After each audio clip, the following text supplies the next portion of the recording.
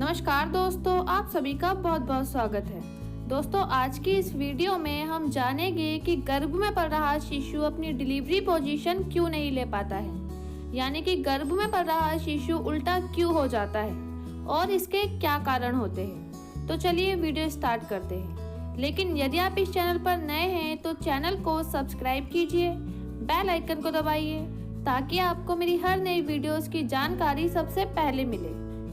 दोस्तों, ऐसे कई कारण होते हैं जिसकी वजह से गर्भ में पल रहा शिशु अपना हेड डाउन नहीं कर पाता है और वह उल्टा या फिर तिरछा हो जाता है। और जब गर्भ में पल रहा शिशु सही समय पे अपनी डिलीवरी पोजीशन नहीं ले पाता है तो इससे डिलीवरी के समय कई तरह की कॉम्प्लिकेशंस आ सकती हैं, जैसे कि डॉक्टर्स को ना चाह के भी सी सेक्शन डिलीवरी यानी कि सिजेरियन डिलीवरी करनी पड़ती है। और ये तो सभी जानते हैं कि ज़्यादातर गर्भवती महिलाएं यही चाहती है कि उनकी नॉर्मल डिलीवरी हो, लेकिन नॉर्मल डिलीवरी के लिए सबसे ज़्यादा इम्पॉर्टेंट चीज़ जो होनी चाहिए वह है शिशु का हेड डाउन होना, यानी कि सही समय पे शिशु अपनी डिलीवरी पोजीशन ले ले। लेकिन यदि ऐसा नहीं होता है तो नॉर्मल डिलीवरी होना नामुमकिन हो जाता है। और जब गर्भ में पल रहा शिशु उल्टा हो जाता है, यानी कि उसका सर ऊपर की तरफ और पैर नीचे की तरफ हो जाते हैं, तो इसमें सबसे पहला कारण होता है एमनियोटिक फ्लूइड का ज़्यादा हो जाना, यानी कि पानी की थैली में पानी की मात्रा का अधिक हो जाना। ऐसे में गर्भ में पल रहा शिशु अपने आप पर नियंत्रण नहीं रख पाता है, यानी कि जब गर्भ में पानी की थैली में पानी की मात्रा अधिक हो जाती है तो ऐसे में गर्भ में पल रहा शिशु उस पानी में तैरने लगता है और इस वजह से शिशु की पोजीशन समय समय पर बदलती रहती है। और यही कारण होता है कि शिशु अपनी डिलीवरी पोजीशन सही समय पे नहीं ले पाता है। दूसरा कारण जिसकी वजह से गर्भ में पल रहा शिशु उल्टा हो जाता है, यानी कि वे सही समय पे अपना हेड डाउन नहीं कर पाता है, वह है एमनियोटिक फ्लूइड का कम होना। दोस्तों, जब पानी की थैली में पानी की मात्रा कम होती है तो ऐसे में गर्भ में पल रहा शिशु ज़्यादा हलचल नहीं कर पाता है और वे जिस अवस्था में होता है, यानी कि वे जिस पोजीशन में होता है, वे उसी पोजीशन में रुक जाता है।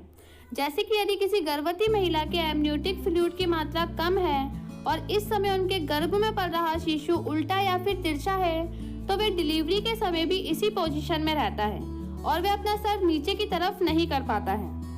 और दोस्तों, जिन गर्भवती महिलाओं की एमनियोटिक फ्लूइड यानी कि पानी की थैली में पानी की मात्रा कम है या फिर ज़्यादा है, तो इसके लिए उन गर्भवती महिलाओं को अपने डॉक्टर से जरूर मिलना चाहिए, क्योंकि यदि किसी गर्भवती महिला की पानी की थैली में पानी की मात्रा ज़्यादा है तो इसके लिए डॉक्टर उन्हें कुछ एडवाइस देंगे या फिर कुछ मेडिसिन देंगे।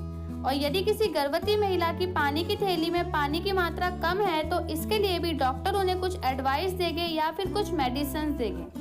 लेकिन सवाल ये उठता है कि गर्भवती महिलाओं को कैसे पता चलेगा कि उनकी पानी की थैली में पानी की मात्रा कम है या फिर ज़्यादा है।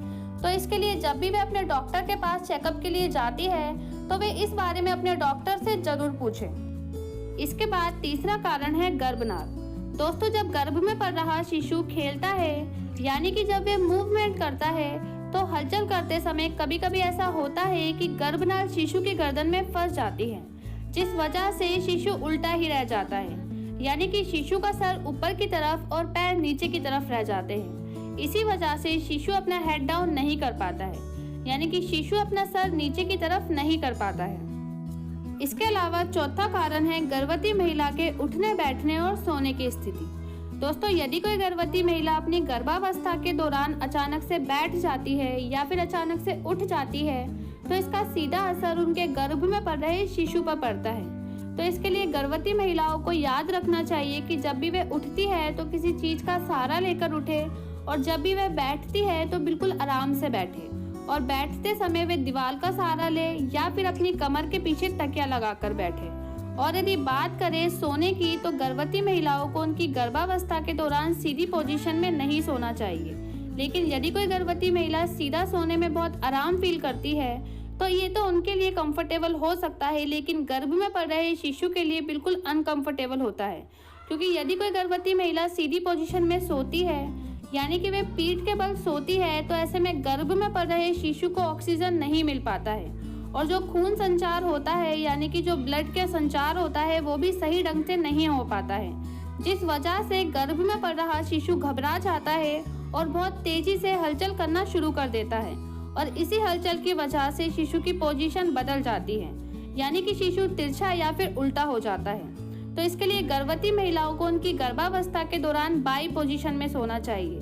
लेकिन यदि वे बाई पोजीशन में सो सोकर थक गई है तो वे दाई पोजीशन ले सकती है, लेकिन उन्हें अपनी गर्भावस्था के दौरान सीधी पोजीशन में नहीं सोना चाहिए।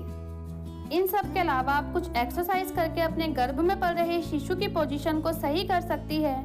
जैसे कि आप अप डाउन वाली यानी कि उठने बैठने वाली एक्सरसाइज कर सकती है, या फिर क्रोलिंग वाली जैसे कि कोई छोटा बच्चा घुटनों के बल चलता है, ये वाली एक्सरसाइज कर सकती है।